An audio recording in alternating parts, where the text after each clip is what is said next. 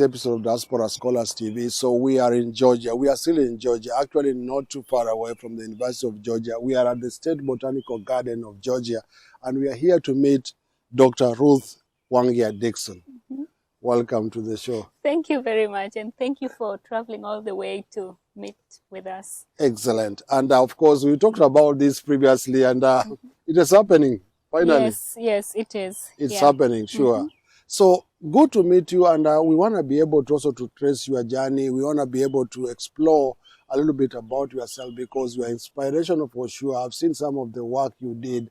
And besides that, you also graduated from the University of Georgia. Yes, I did. UGA. Yeah. Yes, I did. Tell us a little bit about yourself as we get started. Yeah, so my journey started in actually a small town in Kenya, and throughout my life, I have always wanted to do well, wanted to succeed. I was academically gifted in school.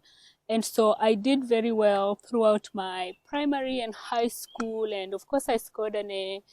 And while I was waiting to join the university, I was volunteering as a high school teacher. And while I was volunteering there, the chairman of the board of governors, was, watching me. And I think he was impressed by how well I was young. I was like 17, 18. How well I was dealing with the students. I was tutoring them, helping them with. I was teaching actually. So I was teaching biology, business studies, and geography.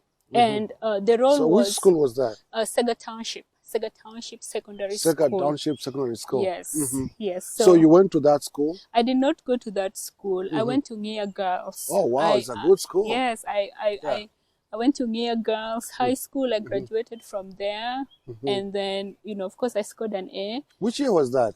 2008. Wow. Yeah. I know. I mean, and you know when you scored an A, for those who are in America, that's a GPA of 4.0. 4.0. Yeah. Oh wow. Yeah. Wow. So do you remember which subjects you did? So I was always scientifically gifted. I enjoyed biology. I enjoyed chemistry. I enjoyed maths. I enjoyed the technical. So I took all the technical subjects. And for my electives, I took business studies. Yeah. So that is, which year was that? 2008. 2008, you said clearly. 2008, Ngea Girls. Yeah. There you are, done. Clean A's. Yes.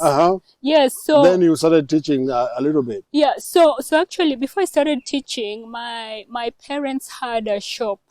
We call them dukas in Kenya. Here in the US, they're called mom and pop shop.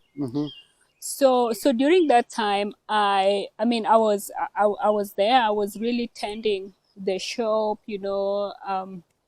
I would sell to people, merchandise you can arrange and stuff like that. So I was actually at my mom's shop. So I was there. You know how you have this time now, you don't have school, you're waiting for results and stuff like that. And the principal of this school, she used to stop by the shop, buy bread, milk, and then head to her home. And so every day she'd find me there. And, of course, very respectful, very kind. I care about people around me. So I think somehow she was always impressed with how, how I served her, how I made sure that everything she wanted was nicely packaged. Then I'll give it to her, and then she'll go to her house. Yeah. And so when the results came out, of course, I had scored an A. Wow. And I was still there. And someday, at some point, I think she was just curious of who this young lady is. And she talked to me. And of course, I told her, yeah, I have scored A's and all that. And then she said, are you interested in coming to teach? We can give you a class or two. We are understaffed. You can help here or there. And it wasn't too far from your home. It wasn't too far from my home. It was like maybe 10-15 minute walk to get there. And so while I was there, I taught there for 2 years. Wow. Before I was supposed to join the university. So while I was there is when the board of governors of the school. Of that school told me, Mm-hmm. because they always. So I want to come back to this thing of do well wherever you are, wherever you are, at any point wherever you are, do your absolute best. Do your best. You don't know who's watching. You don't know what that opportunity will lead to. Yeah. So I was at my parents' shop. I was tending the shop. I was taking care of customers. I was making sure that the merchandise looked good. Like I was doing everything because my parents would go to school. The principal saw me, invited me to go teach at her school. Wow. Just because of the way you are. So then I go teaching at the school, and then from the school I meet the chairman of the board of governors, because they have regular meetings, daily operations of the school, make sure that everything is going well. So it's this board of governors chairman that tells me about the opportunity to come to the US, you see.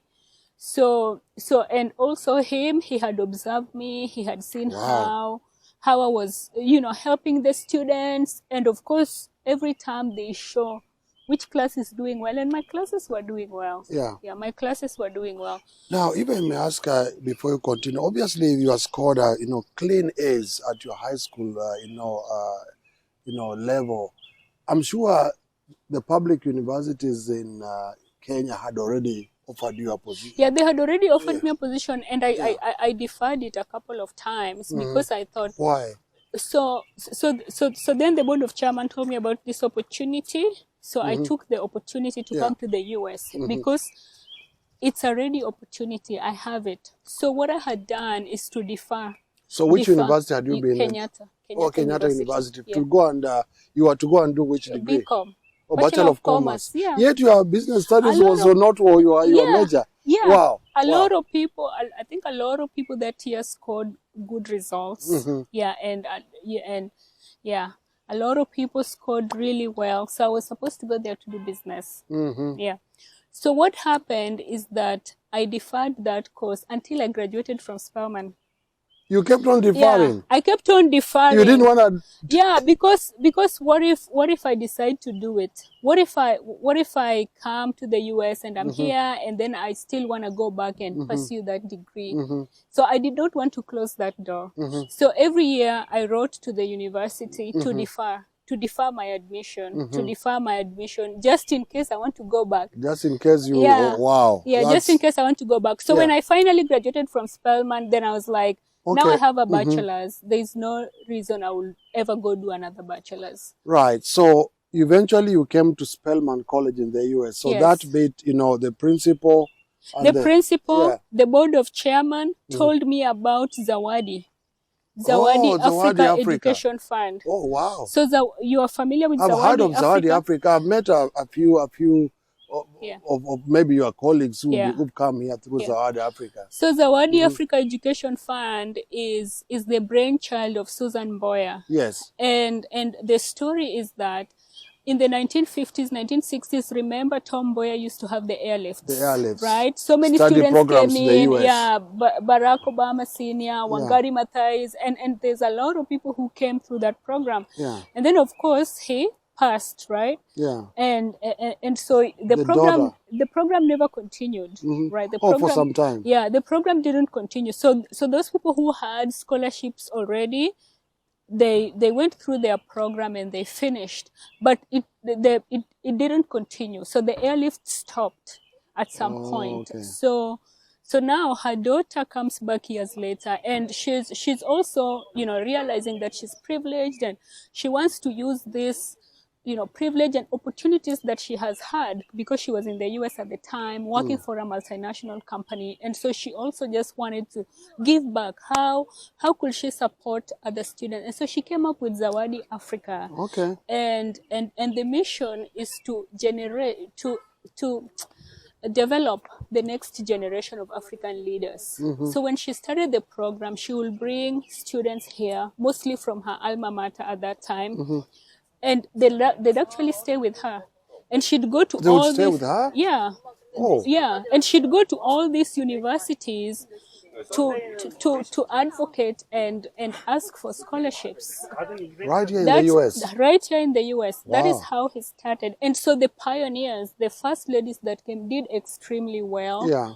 And that opened up opportunities for many more people. And it also gave her the motivation to, okay, if I can do this for 2 schools, let me reach out to schools all over the US. And so the journey began. And now Zawadi is close to 20 years now.